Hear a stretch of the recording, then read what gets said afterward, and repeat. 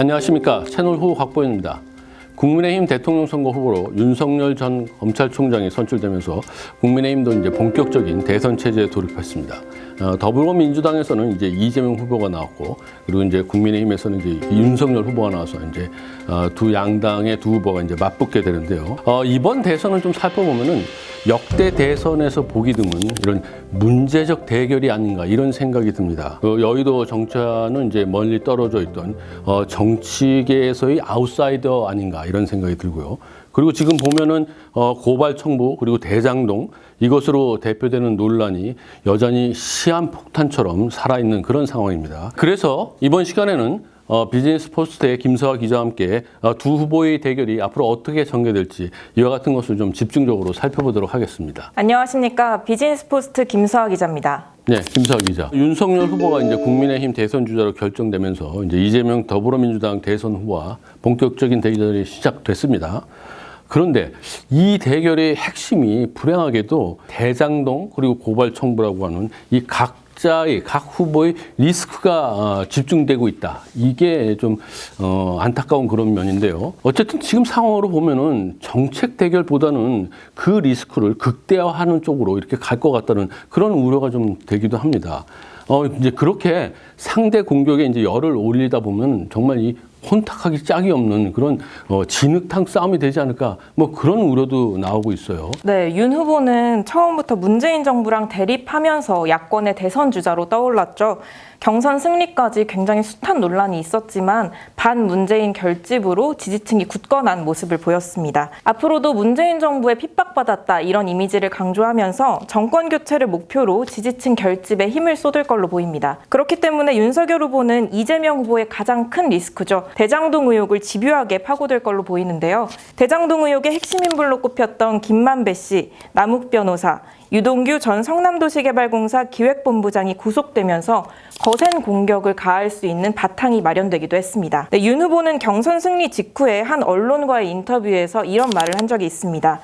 특검에 찬성한다. 특검이라고 하는 게 검찰 등 수사기관의 수사가 부실하고 미흡할 때 하는 건데 지금 대장동 사건은 국민들이 보기에도 늑장 수사, 부실 수사, 봐주기 수사를 하니까 당연히 특검으로 가야 한다.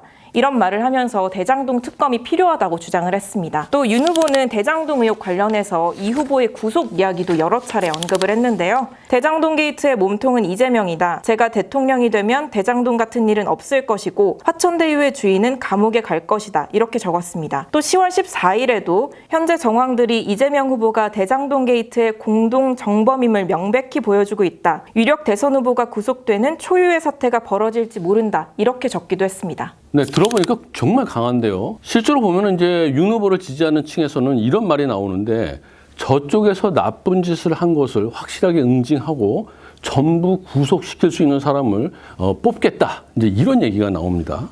자, 그러면 반대로 이재명 후보는 어떨까요?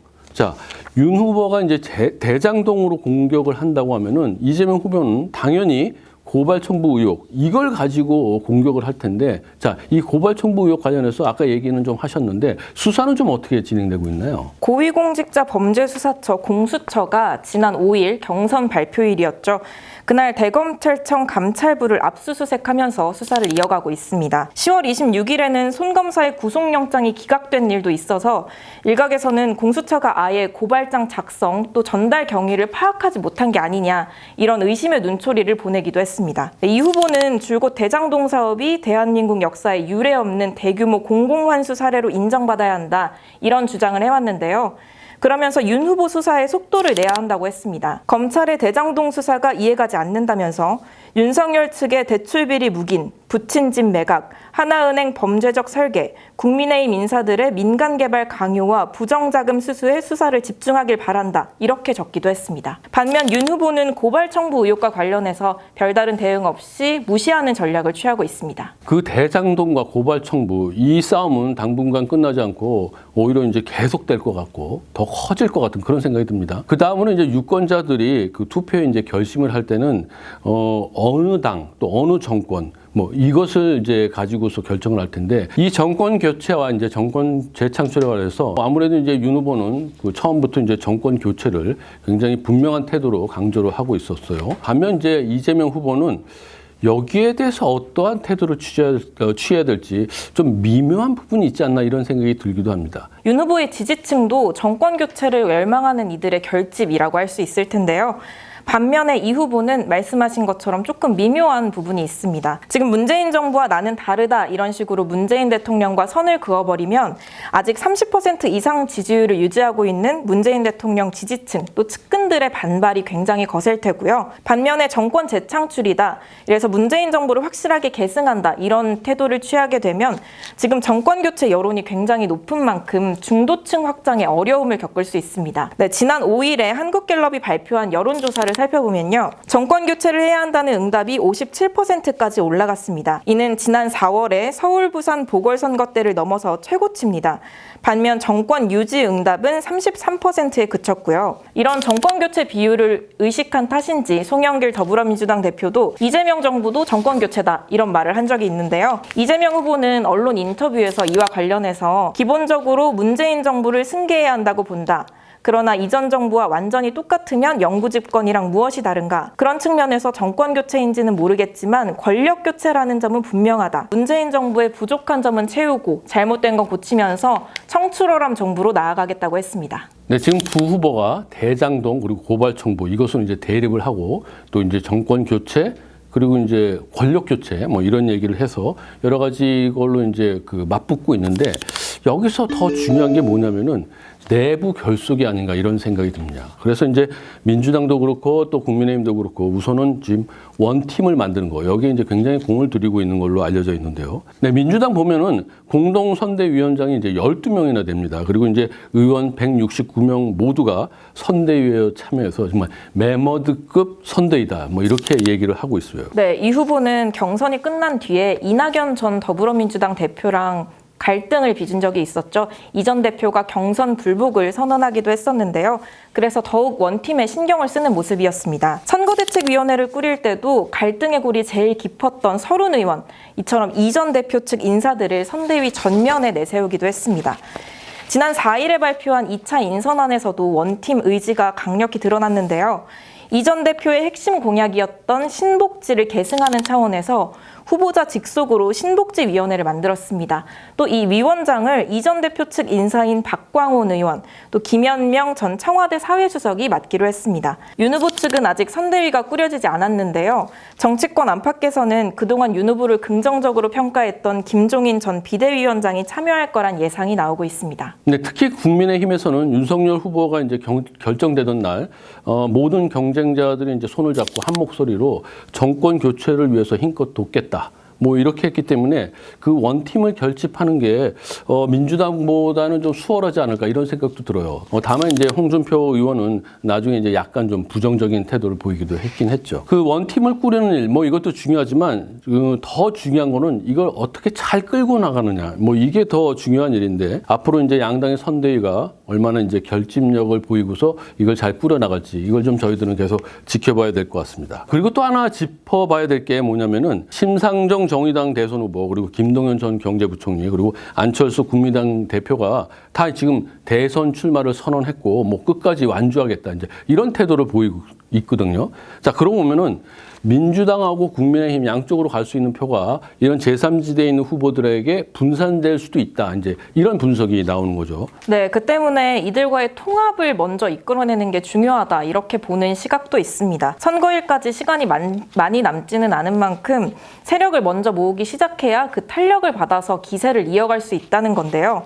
다만 현재는 심 후보, 또 김 전 부총리, 안 대표 모두 거대 양당과는 손을 잡지 않겠다. 또 대선 레이스를 완주하겠다. 이렇게 선언한 만큼 어느 쪽도 쉽지는 않을 것으로 보입니다. 그리고 그 다음으로 중요한 게 뭐냐면은 윤 후보도 그렇고 이제 이 후보도 그렇고 각각 좀 진보나 보수 쪽에 좀 치우쳐져 있는 이런 경향이 많기 때문에 중도층을 공략하기 위해서는 그 어떤 정책을 내놓느냐 이게 굉장히 중요할 텐데 두 후보가 지금 정책들을 다듬고 중도층을 위해서 좀 내놓고 이런 모습이 좀 보이나요? 네, 우선 이 후보는 성남시장과 경기도지사를 지내면서 시행했던 정책들을 바탕으로 공약을 내세우고 있습니다. 경기도 정책이었던 청년수당, 면접수당 이런 것처럼 청년을 대상으로 한 정책을 전국으로 확대하겠다 이렇게 선언을 했고요. 최근에는 가상자산 과세 유예를 주장을 했습니다. 2030 세대의 투자에 관심이 많은 만큼 그를 공략한 것으로 보입니다. 이 후보의 핵심 공약 가운데 하나인 기본소득은 지금 조금 더 정교하게 다듬어지고 있는데요. 앞으로 이와 관련된 정책이 발표될 때 어느 계층이 어떻게 반응을 할지 또 중도층이 어떤 반응을 보일지 지켜봐야겠습니다. 그 점에서 이제 윤석열 후보는 이제 경제 정책 쪽은 그 전문가에게 맡겨서 이제 계속 추진을 하겠다 뭐 이런 얘기를 해서 아마도 이제 누가 이 경제 정책의 핵심 키를 잡는지 이것도 저희들이 좀 관심을 가져야 될 것 같아요. 네, 아무래도 요즘 제일 중요한 키워드는 부동산이겠죠. 국민의힘 측에서는 국민들이 치솟은 집값 때문에 문재인 정부의 부동산 정책에 불신을 보내고 있는 만큼 부동산 정책 변화에 힘을 줄 걸로 보입니다. 네, 그리고 이제 다른 점도 좀 저희들이 살펴볼 필요가 있는데 이재명 후보 그리고 또 윤석열 후보 두 사람을 놓고 유권자들이 어떤 판단을 할지 여기에는 이 두 사람이 그 자라온 배경 그리고 걸어왔던 길 또 성향 뭐 이런 것들도 굉장히 중요합니다. 그래서 각 당의 후보자로서가 아니라 이제 개인적으로 두 사람이 어떤가 그리고 이걸 비교하는 거 이것도 굉장히 중요한데 비교해 보면은 굉장히 다른 점이 많이 있는 것 같아요. 자, 이 후보는 이제 흙수저 출신으로 굉장히 유명합니다. 그래서 가난해서 이제 진학을 하지 못했고 공장에서 일을 했던 소년공 출신이다. 뭐 이게 이제 굉장히 잘 알려져 있고요. 반면 이제 윤 후보는 상대적으로 이제 무탈한 그런 가정에서 자라지 않았나 뭐 이런 것들로 보입니다. 네, 말씀하신 것처럼 이 후보는 흙수저 출신이라는 수식어가 따라 붙습니다. 우여곡절 끝에 법조인의 길로 들어서기는 하지만 그마저도 인권 변호사의 길을 걸으면서 시민운동에 힘쓰면서 살아왔습니다. 이 후보가 인권 변호사의 길을 택한 데는 노무현 전 대통령의 영향이 가장 컸다 이렇게 알려져 있는데요. 사법연수원생 시절에 당시 인권 변호사였던 노 전 대통령의 강연을 듣고 같은 길을 걸어야겠다 이렇게 다짐을 했다고 합니다. 그 뒤에 시민운동가로 활동을 했는데 이걸로는 세상을 더 이상 바꿀 수가 없겠구나 이런 생각에 정치에 뛰어들었다고 알려졌습니다. 반면 윤 후보는 상대적으로 유복한 집안에서 나고 자랐는데요. 서울대학교 법과대학에 진학을 했고 대학원에서 법학 석사학위까지 받은 뒤에 구수 끝에 사법시험에 합격을 했습니다. 윤 후보는 사법연수원을 수료한 뒤에 검사로 살아가는데요.